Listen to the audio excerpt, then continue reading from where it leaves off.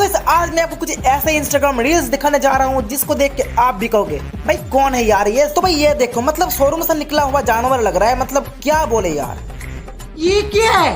और भाई पैंट में लॉक लगाने का क्या जरूरत है, मतलब कौन लेगा तेरा सामान बता दे यार। और भाई दूसरे नंबर पे ये चाचा, अबे म्यूजिक प्रोड्यूसर गया तेल देने, चाचा कैंची से म्यूजिक बना देगा, कैंची से। मतलब हमारे इंडिया के अंदर टैलेंट की कमी ना है। पर मैं चाचा से एक बात कहना चाहूंगा, थोड़ा रेस्ट कर लीजिए वरना रेस्ट इन पीस हो जाएंगे।